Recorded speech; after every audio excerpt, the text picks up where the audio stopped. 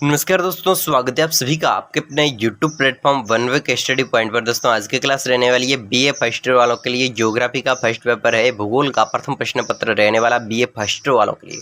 दोस्तों अति महत्वपूर्ण क्लास रहेगी बीए फर्स्ट ईयर वालों के लिए, अति लघुतरात्मक प्रश्नों की ओर आगे बढ़ते दोस्तों। सवाल बड़े इंपॉर्टेंट है, आपके एग्जाम भी बहुत नजदीक है। चलिए दोस्तों, महाद्वीपीय मग्न ढाल होता क्या है आखिर? महाद्वीपीय मग्न ढाल, तो महाद्वीपीय मग्न ढाल महासागर की तली पर महाद्वीप मग्न तट और गंभीर सागरीय मैदान के मध्य स्थित तीव्र ढाल वाली संकीर्ण पेटी। दोस्तों महाद्वीप क्या होता है? महाद्वीप ऐसा होता है जैसे कि चारों ओर से पानी से घिरा एक बीच में भूस्थल भाग होता है और जिसके चारों ओर पानी होता है, तो बीच वाला जो भाग है उसको महाद्वीप कहते हैं। तो महाद्वीप मग्न ढाल होता है जैसे कि वो उभरा हुआ एक भाग होता है समुद्र के बीच में, इस प्रकार उभरा हुआ भाग होता है और इधर और इधर, इधर और इधर चारों ओर पानी होता है। ये जो मग्न ढाल है, तो ये ढाल ही क्या कहलाता है? महाद्वीपीय मग्न ढाल कहलाता है। और ये मैदान के मध्य में स्थित होता है। इसका औसत ढाल है, ये ढाल दिख रहा है तो 5 डिग्री होता है, किंतु कई स्थानों पर यह 30 तक भी पाया जाता है। ठीक है, महाद्वीपीय मग्न ढाल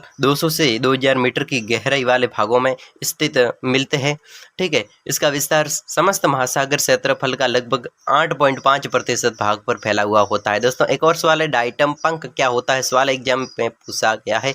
दोस्तों डायटम पंख ये जीवों के अवशेषों से निर्मित होते हैं। डायटम पंख जीवों के अवशेषों से निर्मित होते हैं। दोस्तों इसमें सिलिका का प्रतिशत 30 से 35 तक पाया जाता है। डायटम जीवों के अवशेषों के द्वारा तो निर्मित होते हैं, लेकिन इसमें सिलिका का प्रतिशत 30 से 35% पाया जाता है।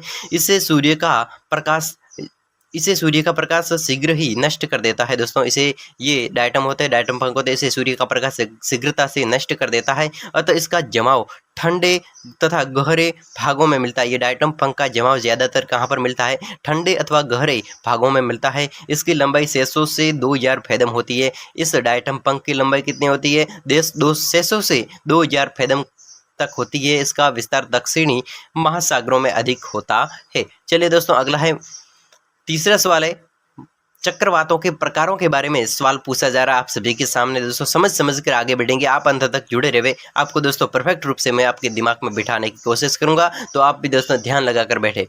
चलिए, चक्रवातों के प्रकारों के बारे में, एक निम्न वायु दाब क्षेत्र जहां बाहर से हवाएं भीतर यानी कि केंद्र की ओर चक्र काटती है। एक निम्न स्तर वाला क्षेत्र जहां से बाहर से हवाएं अंदर आती है, बाहर से हवाएं अंदर की ओर चक्कर काटती है, तो ये हवाएं उत्तरी गोलार्ध में वामावर्त दिशा में, उत्तरी गोलार्ध में तो वामावर्त दिशा में, और दक्षिणी गोलार्ध में दक्षिणावर्त दिशा में घूमती हुई चक्कर काटती है। स्थिति के अनुसार चक्रवात दो प्रकार के, एक स्थिति के अनुसार चक्रवात दो प्रकार के होते हैं, उष्णकटिबंधीय चक्रवात और शीतोष्ण चक्रवात। उष्णकटिबंधीय चक्रवात और शीतोष्ण चक्रवात। अयन व्रतों करक एवं मकर व्रतों के मध्य उष्णकटिबंधीय चक्रवात उत्पन्न होते हैं। देखो दोस्तों, अयन व्रतों यानी कि करक एवं मकर व्रतों के मध्य उष्णकटिबंधीय चक्रवात उत्पन्न होते हैं, जिसकी गति, आकार, मौसम संबंधी तत्वों में पर्याप्त अंतर मिलता है। सामान्यतः इसकी आकृति वृत्ताकार होती है। इस चक्रवात जैसे कि ये चक्रवात की कौन से चक्रवात? उष्णकटिबंधीय चक्रवातों को देखें तो इसकी जो आकृति है वो वर्ताकार होती है। ठीक है, चक्रवातों की आकृति, जिसका व्यास देखें तो 50 किलोमीटर से 300 किलोमीटर तक पाया जाता है। इसकी गति साधारणतः 30 से 40 किलोमीटर प्रति घंटा, यानी 1 घंटे के अंदर 30 से 40 किलोमीटर प्रति घंटा रफ्तार से दोस्तों इसकी स्पीड होती है। चलकर 100 से 120 प्रति घंटा होती है। ठीक है, 30 से 40 से लगाकर 100 से 120 प्रति घंटा होती है। फिर है उष्णकटिबंधीय चक्रवात सागरों के ऊपर तीव्र गति से चलते हैं। जो उष्णकटिबंधीय चक्रवात होते हैं तो महासागरों पर तीव्रता से चलते हैं, किंतु स्थलीय भागों पर मंद गति से हो जाती है। स्थलीय भागों पर मंद गति हो जाती है। ये चक्रवात प्राय ग्रीष्म काल में उत्पन्न होते हैं। कौन से? उष्णकटिबंधीय, यानी दोस्तों इस उष्ण शब्द से भी स्पष्ट हो रहा है ग्रम, तो ग्रीष्म ऋतु में उत्पन्न होते हैं और अपनी प्रचंड गति और तूफानी प्रकृति के कारण अधिक विनाशकारी होते हैं। ये उष्णकटिबंधीय जो चक्रवात होता है वो बहुत ही विनाशकारी होता है। इन चक्रवातों से प्राय तेज वर्षा होती है। इन उष्णकटिबंधीय चक्रवातों से तेज बारिश होती है। शीतोष्ण कटिबंधीय में उत्पन्न होने वाले चक्रवातों की आकृति दोस्तों गोलाकार, अंडाकार, वेज के समान होती है। देखो दोस्तों, उष्णकटिबंधीय जब हमने चक्रवात पढ़ा तो उसकी आकृति कैसी होती है, गोलाकार होती है। लेकिन इस शीतोष्ण कटिबंधीय शीतोष्ण कटिबंधीय चक्रवातों की बात करें तो इसकी आकृति है वो कैसी होती है, गोलाकार, अंडाकार और वेज के समान होती है, जिसे सामान्यतः निम्न दाब, अवदाब, निम्न दाब, अवदाब तथा द्रोणी कहा जाता है। इसकी उत्पत्ति दो विपरीत तापमान वाली वायु राशियों के से मिलने से होती है। ये चक्रवात मध्य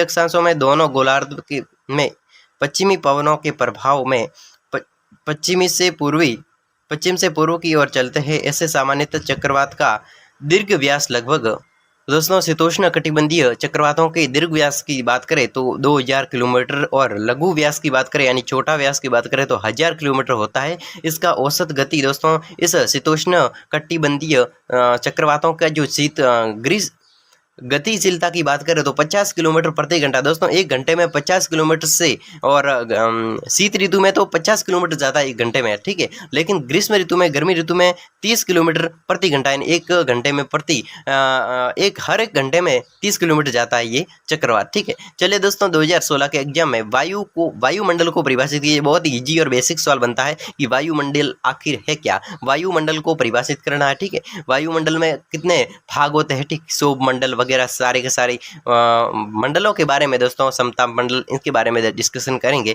तो वायुमंडल को परिभाषित करना है तो दोस्तों, वायुमंडल पृथ्वी के चारों ओर व्याप्त वायु की एक मोटी परत आवरण जिसमें विभिन्न गैसों का मिश्रण पाया जाता है। वायुमंडल के संगठन में अनेक गैस पाई जाती है जिसमें अधिकांश भाग नाइट्रोजन का होता है। दोस्तों वायुमंडल में अनेक प्रकार की गैसें पाई जाती है, हमारे चारों ओर अनेक प्रकार की गैसें पाई जाती है जिसमें सबसे अधिक मात्रा है तो नाइट्रोजन की मात्रा है। कितनी मात्रा है? 78%। आप सभी जानते हुए होंगे 78% वायुमंडल में नाइट्रोजन की मात्रा है। उसके बाद में ऑक्सीजन दोस्तों 20.95% ऑक्सीजन है। उसके बाद में दोस्तों ऑर्गन 0.23% ऑर्गन है, ठीक है। फिर है कार्बन डाइऑक्साइड। दोस्तों कार्बन डाइऑक्साइड इसकी मात्रा है 0.03 दोस्तों % है।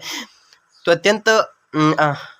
अत्यल्प अनुपात में पाई जाती है। गैसों में हाइड्रोजन, नियोन, हीलियम, ओजोन आदि प्रमुख है। दोस्तों गैसों की बात करें तो इसमें हाइड्रोजन है, हीलियम है, नियोन है, ओजोन है, ठीक है, ऑर्गन है। ये सभी दोस्तों गैसें ये मुख्यतः पाई जाती है। वायुमंडल में गैसों के अतिरिक्त विभिन्न मात्रा में वाष्पोजन, जल व वाष्प भी विद्यमान होती है। दोस्तों वायुमंडल में देखें तो ये तो जरूरी नहीं कि सारी की सारी गैस हो, लेकिन उसके साथ में जल का वाष्प भी पाया जाता है, विद्यमान रहता है। वायु ज्वालामुखी उद्गार और पवनों एवं औषधियों द्वारा छोटे छोटे सेल कण, रेत, धूलि आदि वायुमंडल में पहुंचा दिए जाते हैं जो मुख्यतः निचले स्तर में विद्यमान होते हैं। वायुमंडल का लगभग 97% भाग भूतल से लगभग 29 किलोमीटर की ऊंचाई तक पाया जाता है, किंतु इसका बाहरी छोर अत्यंत ऊंचा होता है, ठीक है, लगभग 10,000 किलोमीटर तक विस्तृत होता है। इसके विषय में विस्तृत जानकारी उपलब्ध नहीं है दोस्तों।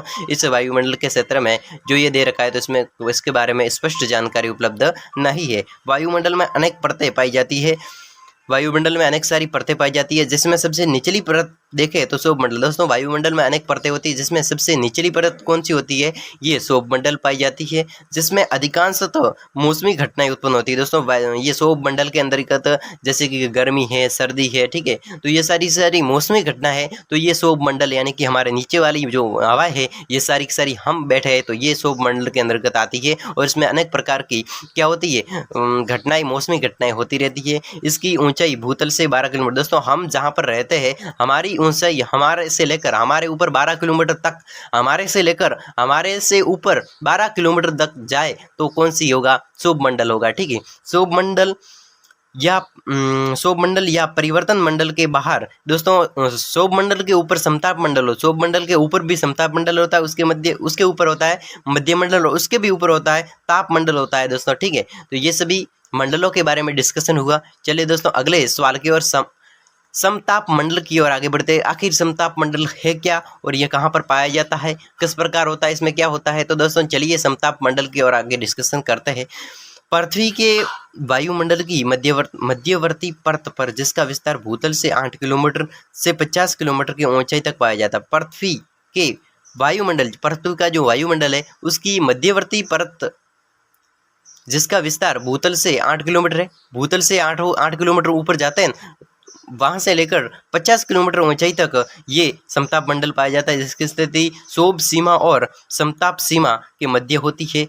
भूतल से इसकी लंबाई ध्रुवों पर लगभग 8 किलोमीटर, मध्य अक्षांशों पर 10 किलोमीटर, भूमध्य रेखा पर लगभग 16 किलोमीटर पाई जाती है। समताप मंडल में ऊंचाई बढ़ने के साथ साथ में ताप धीरे धीरे वृद्धि होती है। दोस्तों समताप मंडल की बात करें तो इसमें ऊंचाई बढ़ने के साथ में समताप मंडल में तापमान में वृद्धि पाई जाती है। इस मंडल में तापमान में ऊर्ध्वाधर परिवर्तन मंद, दोस्तों तापमान में ऊर्ध्वाधर परिवर्तन मंद होते हैं इस समताप मंडल में, लेकिन अल्प होता है, किंतु क्षैतिज परिवर्तन उल्लेखनीय मात्रा में पाया जाता है। क्षैतिज परिवर्तन होता है उल्लेखनीय, गिनने योग्य, देखने योग्य पाया जाता है। इसे समताप परत भी कहते हैं। समताप मंडल में तापमान 60 डिग्री सेल्सियस, दोस्तों समताप मंडल में तापमान की बात करें तो 60 डिग्री सेल्सियस और नीचे यानी कि इसके नीचे 0 डिग्री सेल्सियस के बीच में पाया जाता है।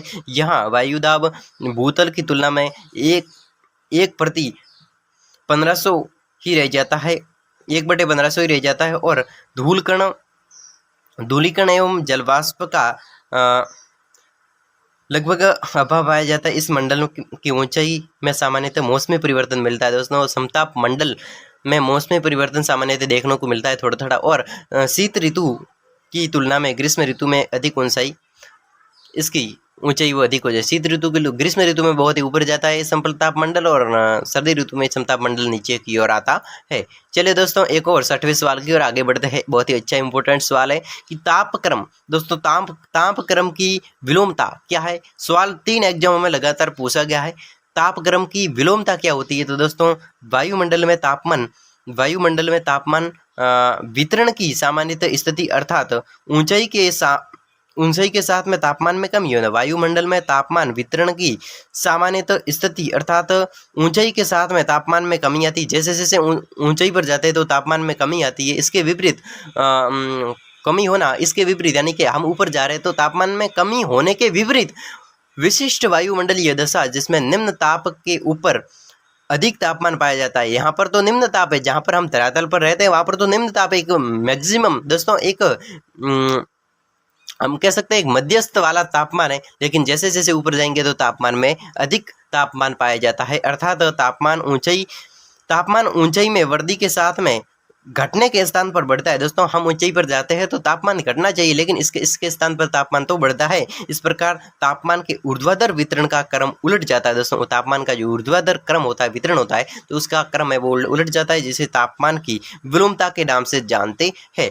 दोस्तों त्रिवार्था के अनुसार, विद्वान त्रिवार्था के अनुसार तापीय विलोमता घाटियों, मध्य अक्षांशों, हिमाच्छादित एवं ध्रुवीय प्रदेशों में पाई जाती है। तापमान का विलोपन अस्थायी होता है। तापमान का विलोपन होता है वो अस्थायी होता है, जो कि पृथ्वी के धरातल के निकट अथवा ऊंचाई पर कहीं भी उत्पन्न हो सकता है। चलिए दोस्तों आगे बढ़ते हैं 7वें सवाल की ओर। बहुत ही अच्छा इंपॉर्टेंट सवाल बनता है कि वायुमंडलीय पर्यावरणीय प्रदूषण, वायुमंडलीय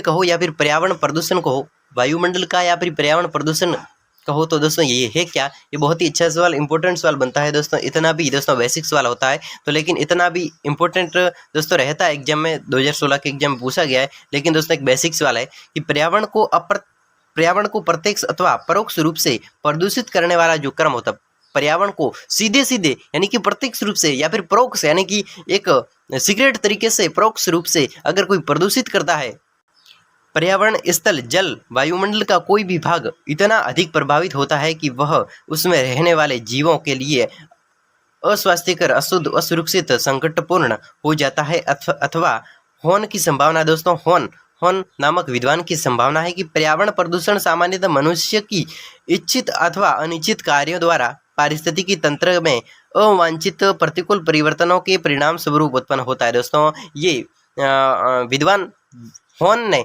संभावना व्यक्त की है कि पर्यावरण प्रदूषण मनुष्य की इच्छा तथा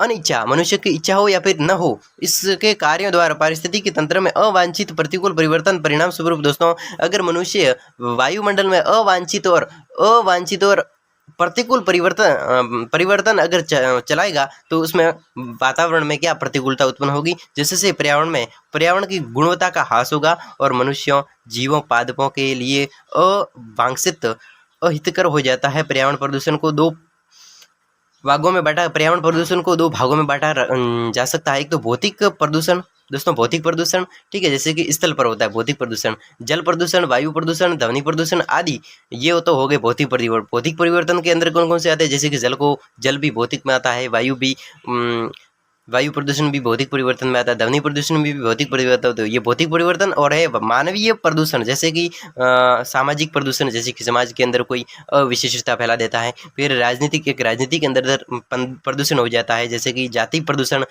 धार्मिक प्रदूषण, आर्थिक प्रदूषण। सामान्य अर्थों में पर्यावरण प्रदूषण का प्रयोग भौतिक प्रदूषण के संदर्भ में रखा गया। दोस्तों भौतिक क्या होता है, जैसे कि भौतिक वो होता है जिसे हम देख सकते हैं और उसको स्पर्श कर सकते हैं, तो वो होता है भौतिक, ठीक है। और मानवीय प्रदूषण, जैसे कि मानव लोगों का समूह होता है, उसको समूह समाज कहते हैं। जैसे कि कोई भी राजनीतिक गठबंधन होता है, उसको राजनीतिक प्रदूषण कहते हैं। जैसे कि जाति प्रदूषण, मानव के अलग अलग वर्ग है और अलग अलग वर्गों की एक मुख्य जाति होती है, तो इसको जाति की संज्ञा दी जाती है। जैसे कि धर्म होता है, हिंदू और मुसलमान, तो जाति की संज्ञा दी जाती है, तो ये मानवीय प्रदूषण के अंतर्गत आ गया। और ये आ गया भौतिक प्रदूषण के अंतर्गत। तो ये दो प्रकार के प्रदूषण होते हैं जो मानव की इच्छा और अनिच्छा पर निर्भर करते हैं। ये किसने कहा था, वॉन ने कहा था, ठीक है। चलिए दोस्तों, एक और, ऊंच ज्वार क्या होती है, सवाल पूछा गया एग्जाम में, ऊंच ज्वार क्या होती है। आखिर ऊंच ज्वार होती क्या है। सागर में उच्चतम बांध के समय, सागर में जब उच्चतम बांध आती है तो उसके समय का ज्वार सूर्य तथा चंद्रमा की सम्मिलित आकर्षण शक्तियों से ऊंच ज्वार की उत्पत्ति होती है। जब कोई भी सागर है तो उसके तल में ऊंचावच बाढ़ आती है तो उससे ज्वार उत्पन्न होता है। सूर्य तथा चंद्रमा की सम्मिलित आकर्षण, जब सूर्य और चंद्रमा सम्मिलित आकर्षित होते हैं तो इन शक्तियों से ऊंचावच, समुद्र का ऊपर उठना ऊंचावच, ऊंच ज्वार की उत्पत्ति होती है। चलिए दोस्तों, एक और सवाल है,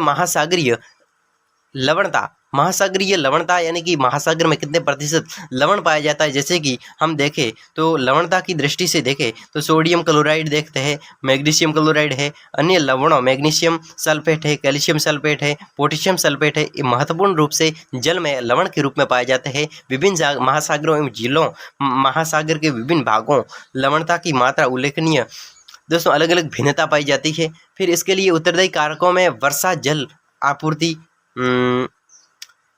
वार्षिकरण की मात्रा, जल की आपूर्ति एवं निष्कासन, दोस्तों महासागर धाराएं प्रचलित, पवनों आदि आज सभी आते हैं। चलिए दोस्तों, अगले महादेशीय संचालन, अगले सवाल की ओर आगे बढ़ते हैं। 2015 के एग्जाम में ये सवाल पूछा गया, बहुत ही अच्छा सवाल है कि फिलामेंट, दोस्तों फिलामेंट होता क्या आखिर। तो एक विशाल तारा निहारिका, अर्थात वर्तमान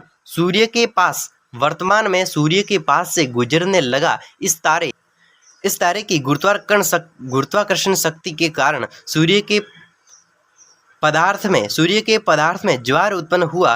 परिणाम स्वरूप सूर्य से कुछ पदार्थ बाहर निकला, जिसे ज्वार पदार्थ कहा जाता है। ये ज्वार पदार्थ के बारे में दोस्तों एक क्लास में डिस्कशन किया गया है, तो आप दोस्तों इस चैनल की प्लेलिस्ट में जाइए, वहाँ पर दोस्तों आपको BA first year geography part मिलेगा, तो वहाँ पर आप दोस्तों क्लिक कीजिए, बहुत सारे वीडियो मिलेंगे आपको समझा कर आगे बढ़ाए दोस्तों किस प्रकार एक पेज में लेकर आपको समझाया गया। तो दोस्तों उन क्लासों को आप जरूर अटेंड कर ले, बहुत ही अच्छी और इंपॉर्टेंट क्लास है। तो चलिए दोस्तों, सती पूर्ति तल, ठीक है दोस्तों, एक है अगला सवाल लेते हैं, इंपॉर्टेंट सवाल दोस्तों देख कर लेते हैं। सवाल है, जिन्स तथा फेबरे की पृथ्वी की उत्पत्ति संबंधी संकल्पना क्या है, समझाइए। जिन्स तथा फेबरे ने पृथ्वी की उत्पत्ति किस प्रकार हुई, इस पर एक परिकल्पना दी, एक कल्पना दी, तो क्या है, तो उसके बारे में लिखना है। तो चलिए, ज्वारीय सिद्धांत पर आधारित यह परिकल्पना जिन्स द्वारा 1919 में प्रस्तुत की गई। किसके द्वारा, ये जिन्स, ज्वारीय सिद्धांत पर आधारित ये परिकल्पना है वो जिन्स द्वारा 1919 में दी गई। हेरोल्ड जेफ्रे ने 1924 में संशोधित किया। 1919 में जिन्स ने ये ज्वारीय सिद्धांत दिया, तो इसको हेरोल्ड जेफ्रे ने 1924 में संशोधित किया। इसमें संशोधन किया, सूर्य से कई गुना बड़ा तारा किसी कारणवश सूर्य से कई गुना बड़ा तारा किसी कारणवश सूर्य से निकट आ गया। इस विशाल तारे की गुरुत्वाकर्षण शक्ति के प्रभावाधीन सूर्य में एक ज्वार उत्पन्न हुई। क्या हुआ कि किसी कारणवश सूर्य के निकट आ गया, यानी कि ये सूर्य से कई गुना बड़ा तारा, सूर्य के से कई गुना बड़ा तारा किसी कारणवश सूर्य के निकट आ गया। सूर्य से कई गुना बड़ा तारा सूर्य से निकट आ गया। इस विशाल तारे की गुरुत्वाकर्षण शक्ति के प्रभावाधीन सूर्य से बहुत सारी ज्वाला निकली, यानी कि वो बहुत सारा बड़ा तारा सूर्य की ओर आया तो सूर्य से एक ज्वाला निकली उस बहुत बड़े तारे की ओर।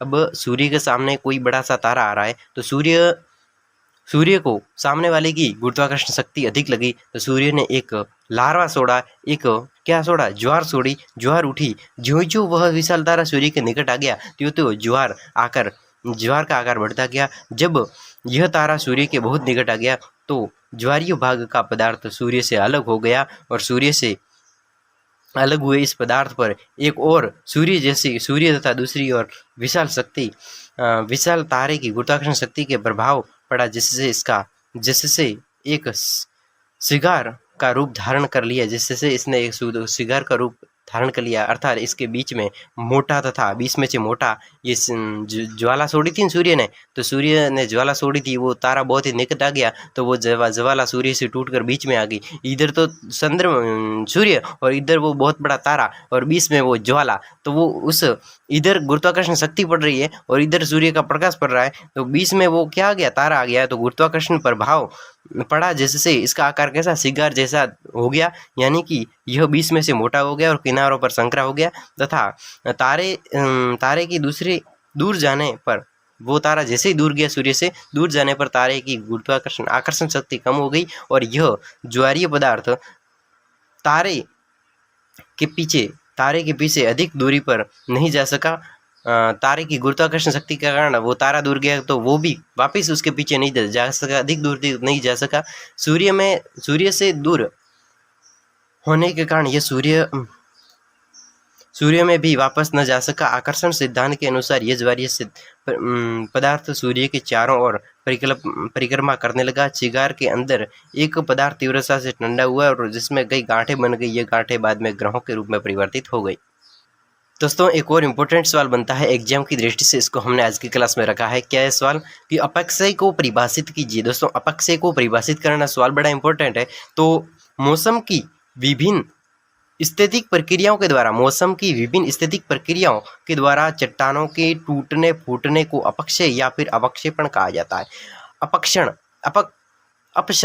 अपसरण को या फिर अपक्षय को, यानी कि मौसम की विभिन्न स्थैतिक क्रियाओं के कारण आपस में क्रियाओं के द्वारा चट्टानों के टूटने और फूटने को क्या मौसम जैसे जैसे परिवर्तित होता है और उसकी क्या स्थैतिक क्रिया होती है तो उसके कारण चट्टानें टूटती है, पहाड़ टूटते हैं और तो उसे अपक्षय या फिर अपक्षरण कहा जाता है। तो इसे मौसमी क्षरण कहते हैं। इस क्रिया में चट्टानों का विघटन अपघटन की क्रिया सम्मिलित है। इसमें इस स्थिति में अपक्षय की क्रिया में चट्टानों का विघटन और अपघटन सम्मिलित है।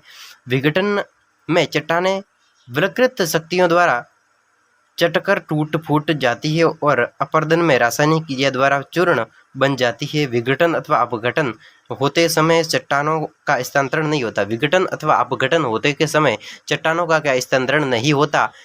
स्पार्स महोदय के दोस्तों स्पार्स नामक विद्वान के शब्दों में प्राकृतिक कारकों के द्वारा अपने ही स्थान पर चट्टानों का भौतिक और रासायनिक विधि द्वारा विघटन अथवा अपघटन होता है तो उसे अपक्षय के नाम से जाना जाता है। इस स्पार्स महोदय के द्वारा एक इनके शब्द दिए गए तो इसमें इनके शब्द में अपक्षय परिभाषित किया तो क्या है कि प्राकृतिक कारकों द्वारा अपने ही स्थान पर चट्टानों का भौतिक अथवा रासायनिक विधि द्वारा जो विघटन अथवा अपघटन होता है तो उसे अपक्षय के नाम से जाना गया। चलिए दोस्तों एक और सवाल, इंपॉर्टेंट सवाल, उसी सवाल की ओर आगे बढ़ते हैं। अगला सवाल है भू संतुलन या समस्थिति। भू संतुलन या समस्थिति से क्या तात्पर्य है। दोस्तों भू संतुलन या फिर समस्थिति से क्या तात्पर्य, इसका अर्थ क्या है। तो समस्थिति सिद्धांत के अनुसार भ्रमण करती हुई भू संतुलन या फिर समस्थिति क्या होती है, तो इसका अर्थ क्या है। तो समस्थिति सिद्धांत के अनुसार भ्रमण करती हुई पृथ्वी उभरे हुए नीचे स्थित क्षेत्रों में भौतिक अथवा यांत्रिक स्थिरता की दशा भू संतुलन की दशा कहलाती है। चलिए दोस्तों अगले सवाल की ओर आगे बढ़ते हैं। दोस्तों ये सवाल आपको दिख रहा है कि कोई 3 अवसादी चट्टानों के नाम लिखिए। तो ऐसे सवाल जो आपको लाइनिंग खींची हुई दिख रही है तो वो सवाल दोस्तों डिस्कशन हो चुके हैं और इस वीडियो के इस चैनल के प्लेलिस्ट में आप जाइए और वहाँ पर आपको BA फर्स्ट ईयर भूगोल पार्ट मिलेगा, ज्योग्राफी पार्ट मिलेगा। तो वहाँ पर आप क्लिक कीजिए तो बहुत सारी क्लासें आपके सामने पेश होगी। तो उनमें से दोस्तों इन सवालों पर डिस्कशन किया हुआ है, अच्छे तरीके से आपको समझा कर किया है। दोस्तों अगर आपके पास में टाइम नहीं है तो उस वीडियो को दोस्तों स्पीड बढ़ाकर देख लीजिए और फटाफट देख लीजिए। मैं आप सभी के सामने वो उन सवालों को दोस्तों आप सभी के सामने रिकॉर्ड पढ़िए। तो आप उन सवालों को जरूर अटेंड कर लेवे और प्लेलिस्ट का लिंक इस वीडियो के डिस्क्रिप्शन में देख रहा है दोस्तों, आप जरूर उन क्लासों को देख लेवे। आपके लिए बहुत ही फायदेमंद क्लासें रहेगी क्योंकि सारे के सारे जो पिछले एग्जाम में सवाल पूछे गए तो उन सवालों पर डिस्कशन हो चुका है। अब पीछे जो सवाल बचे तो उन पर हो रहा है। अवसादी छेल की कोई 2 विशेषताएं बताइए। दोस्तों अवसादी छेल क्या होता है तो उसकी कोई 2 विशेषता बताइए। तो इन सेल कणों के कारण छिद्र मिलते हैं। दोस्तों अवसादी सेल की कोई 2 विशेषता, अवसादी सेल वो सेल होते हैं जिसमें इन सेलों में अवसादी सेलों के अंदर कणों के कारण अवसादी सेल कणों के कारण छिद्र मिलते हैं। इन चट्टानों में परतें होती, इन चट्टानों में क्या होती है, अवसादी चट्टानों में सेलों में परतें होती है और छिद्र भी मिलते हैं। चलिए दोस्तों अगले सवाल की ओर आगे बढ़ते हैं। भ्रंश किसे कहा जाता है। दोस्तों भ्रंश होता क्या है, आखिर इस पर दोस्तों डिस्कशन करना है। तो भ्रंश के बारे में दोस्तों तनाव मूलक संचालन की तीव्रता के कारण भूपटल में एक तल के सहारे चट्टानों के स्थानांतरण से उत्पन्न संरचना को भ्रंश कहते हैं। दोस्तों भ्रंश होता क्या आखिर, तो भ्रंश तनावपूर्ण संचालन की तीव्रता के कारण तनाव मूलक संरचना की तीव्रता के कारण भूपटल में एक तल के सहारे चट्टानों के स्थानांतरण से उत्पन्न हुई संरचना को भ्रंश के नाम से जानते हैं। दोस्तों अगला सवाल है कि सिंडर शंकु क्या होता है। सिंडर शंकु आखिर होता क्या है, तो जब ज्वालामुखी के उद्गार के समय लावा न निकल कर राख, धूल, ठोस शिलाखंड ही निकल कर जमा हो जाते हैं तो इसे सिंडर शंकु के नाम से जानते हैं। सिंडर शंकु वह शंकु होता है जब ज्वालामुखी का उद्गार होता है तो उसके समय लावा न निकल कर राख, धूल और ठोस शिलाखंड निकलते हैं तो उसके जमा हो जाने के कारण इसे क्या कहते हैं, सिल्डर शंकु के नाम से जानते हैं। तो दोस्तों आज की क्लास में हमने अति इंपॉर्टेंट सवालों पर डिस्कशन किया। जो भी सवाल पिछले एग्जाम में पूछे गए थे उन सवालों पर दोस्तों आपको समझा कर दोस्तों डिस्कशन किया, अच्छे तरीके से डिस्कशन किया। दोस्तों इसी प्रकार के सवालों के लिए अगली क्लास के लिए दोस्तों चैनल को सब्सक्राइब जरूर कर लीजिएगा और अपने दोस्तों के साथ में, अपने जिगरी साथी के साथ में शेयर कर लीजिए। दोस्तों सब्सक्राइब जरूर कर लीजिएगा अगर आप चैनल पर पहली बार है तो दोस्तों आपके लिए बहुत ही अच्छी बात है। ठीक है, तो चलिए दोस्तों अगली क्लास में मिलता हूँ आपके अगली क्लासों के आयोजन के साथ में। प्रथम प्रश्न के बाद में सेकंड प्रश्न भी पत्र भी आयोजित किया जाएगा। तो दोस्तों आप जरूर चैनल को सब्सक्राइब कर ले और अपने दोस्तों के साथ में केयर कर ले। दोस्तों आपके अपने दोस्त को अनुमति दीजिए। पावे।